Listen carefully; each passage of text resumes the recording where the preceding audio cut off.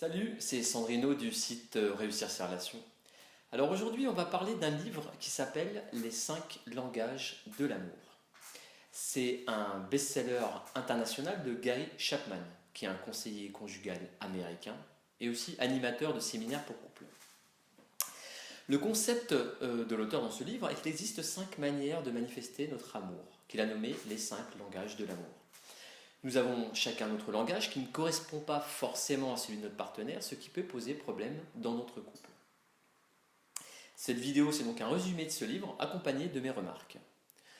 Tout d'abord, le mot amour est un terme incontournable de la langue française et en même temps des plus ambigus. On peut dire j'aime ma femme, mais aussi j'aime les pâtes ou j'aime courir. Le besoin de sentir aimé est pour l'humain un besoin affectif fondamental.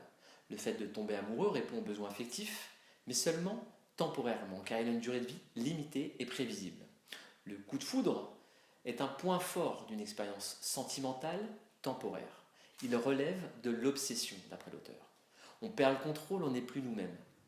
Notre besoin émotionnel le plus profond n'est donc pas de tomber amoureux, mais d'être authentiquement aimé d'autrui, de connaître un amour qui procède à la fois de la raison et de la volonté, et non d'un instinct. Cet amour-là fait intervenir l'effort et la discipline. Nous avons tous, depuis l'enfance, ce qu'on appelle un réservoir émotionnel, qui ne demande qu'à être rempli d'amour. Si nous avons manqué d'amour pendant notre enfance, nous aurons encore plus besoin d'affection dans notre vie adulte. Alors pour alimenter ce réservoir émotionnel, il y a plusieurs façons. Ce sont ces langages d'amour qu'il y a à connaître et qui diffèrent selon chacun.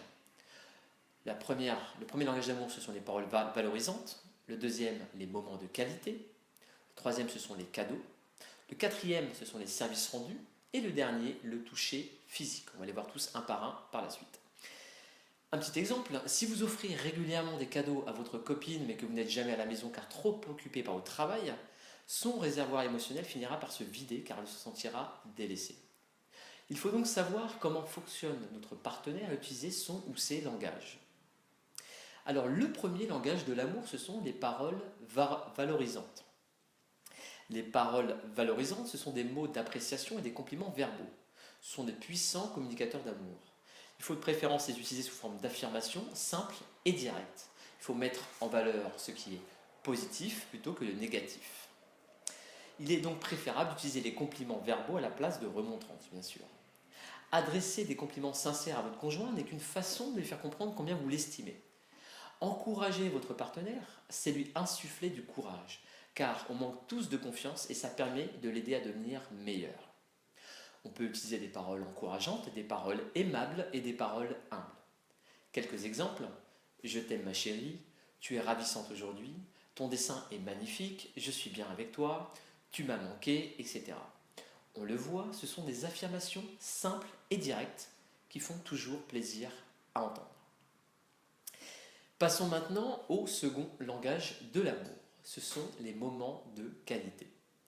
À quoi bon avoir une belle maison, une voiture pour sortir et d'autres avantages si nous ne profitons pas ensemble avec notre partenaire? Les moments de qualité, ce sont de bons moments passés ensemble, du temps de qualité.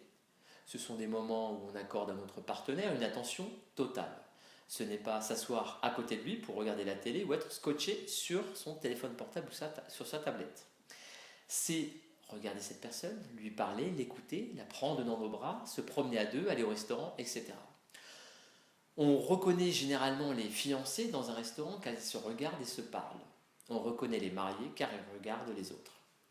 Je pense que les moments de qualité sont ce qui manque le plus aux couples installés depuis un moment. On est dans une routine où on oublie de passer de bons moments à deux.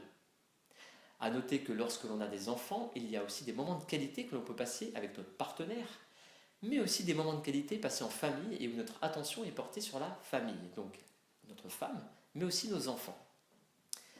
Le troisième langage de l'amour, ce sont les cadeaux.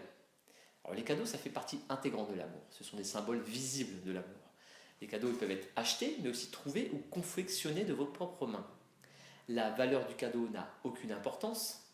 Pour une personne dont les ressources sont limitées, un cadeau de quelques euros peut exprimer des millions d'euros d'amour. Ce qui compte, c'est que l'on ait pensé à l'autre. Les mamans se souviendront toujours du jour où leur enfant leur a offert une fleur cueillie dans un jardin, par exemple. Si vous n'êtes pas sensible aux cadeaux, vous êtes susceptible de jamais en offrir en fait. Mais n'oubliez pas que votre partenaire n'est pas comme vous. Offrez-lui quelque chose qui pourrait lui plaire et voyez sa réaction. Est-ce que ça lui fait plaisir ou pas? Si vous pensez être mauvais en cadeau, faites-vous conseiller, mais n'hésitez pas à rester simple. Parfois, une simple fleur suffit. La fois d'après, ce sera un petit resto surprise, celle d'après un livre d'un auteur qu'elle adore, etc. Le don de soi ou de sa présence peut aussi être considéré comme un cadeau, c'est-à-dire être présent et disponible dans les moments importants ou quand votre partenaire a grand besoin de vous. Passons maintenant au quatrième langage de l'amour, ce sont les services rendus. Les services rendus, ce sont toutes les aides qui feraient plaisir à votre partenaire. Vous vous efforcez alors de lui être agréable en lui rendant service. Des services comme cuisiner un bon petit plat, mettre la table, faire la vaisselle, passer l'aspirateur, nettoyer un meuble, déboucher un évier, ranger ses chaussures, ôter les éclaboussures sur les miroirs parce que les hommes on en met pas mal, sortir la poubelle, changer les couches du bébé, repeindre la chambre à coucher, amener votre enfant à son sport, tondre le gazon, etc. Il y a beaucoup de choses à faire en fait. Ces services ne sont pas toujours agréables d'ailleurs, mais exigent de la réflexion, de l'organisation, du temps, de l'énergie. Ce type de service peut paraître anodin ou trop terre-à-terre pour certains, mais parle énormément à ceux qui y sont sensibles, ce qui peut être le cas de votre partenaire. On remarque que l'on rend beaucoup plus de services en début de relation que lorsqu'on vit avec quelqu'un depuis plusieurs années. Alors tous ces efforts début de relation qu'on ne ressent pas comme des efforts mais comme un plaisir, peuvent être perçus comme des contraintes avec le temps qui passe. Il n'était pas comme ça en début de relation est un type de phrase que l'on peut alors constater et s'entendre dire dans une relation en lien avec ce changement de comportement. Quand on aime quelqu'un, on doit aussi lui montrer par ce type de service. Passons maintenant au dernier langage de l'amour, le toucher physique. Le toucher physique, c'est un moyen de communication du sentiment d'amour. L'étreinte des mains, les baisers, les enlacements, les relations sexuelles, c'est autant de façons de faire ressentir à notre partenaire qu'il est aimé. Pour certaines personnes, le toucher est le langage de l'amour qu'elles comprennent le mieux. Mais il y a des personnes qui sont tactiles, câlines, et d'autres qui le sont moins. Si vous exprimez votre amour à travers de bons petits plats cuisinés avec amour et avec de nombreux cadeaux, mais que votre partenaire a besoin de contact physique, il ne se sentira pas aimé. Pour quiconque est sensible au toucher comme expression des sentiments, le contact physique pourrait être plus fort que les paroles « je t'aime ». Le toucher amoureux, ça peut être aussi un massage, mais aussi une simple main posée sur celle de l'autre à la terrasse d'un café. Voilà, vous connaissez donc maintenant ces 5 langages de l'amour. Nous avons chacun un ou plusieurs langages d'amour auxquels nous sommes sensibles. Et il en est de même pour votre partenaire. Notre comportement est influencé par le modèle parental. Notre personnalité, notre perception de l'amour, nos émotions, nos besoins et nos désirs. Ces différences de langage sont généralement issues de notre enfance, adolescence, en lien donc avec le comportement de vos parents. Si vos parents ne sont pas tactiles, il y a de grandes chances que vous ne le soyez pas non plus. Il est important que notre partenaire connaisse notre langage d'amour, mais aussi que nous connaissions le sien, afin de lui donner ce dont il a besoin. Généralement, lorsque l'on est insatisfait, on l'exprime par des reproches. Tu ne passes jamais de temps avec moi, tu ne sors jamais les poubelles, tu ne me fais jamais de cadeaux, tu ne me prends jamais dans tes bras, etc. On en arrive à une incompréhension dans certains couples et un cercle vicieux qui se termine par plus aucun effort des deux côtés, avec des réservoirs émotionnels vides et une rupture à la clé.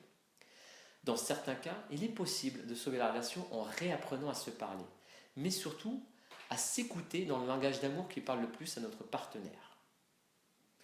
Une petite critique maintenant du livre.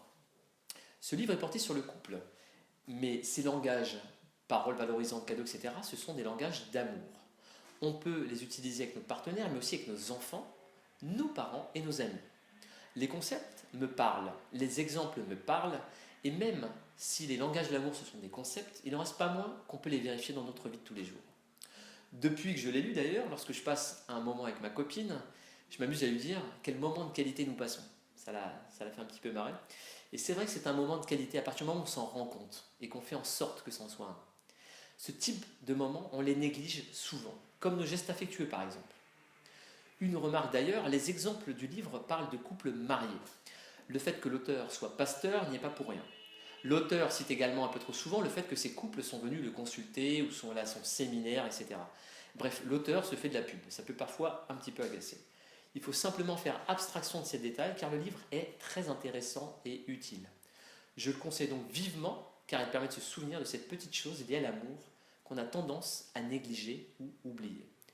Profitez-en d'ailleurs à le faire lire à votre partenaire histoire de lui faire comprendre ce que vous attendez de lui.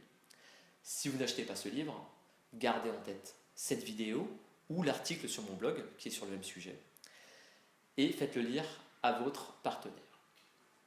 Voilà, j'ai maintenant terminé avec cette vidéo. Si vous l'avez appréciée, partagez-la à vos amis ou vous pouvez vous abonner à ma chaîne YouTube.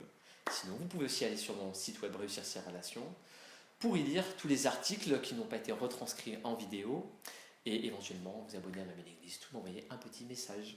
C'était Sandrino du site Réussir ses relations. Je vous remercie et à bientôt.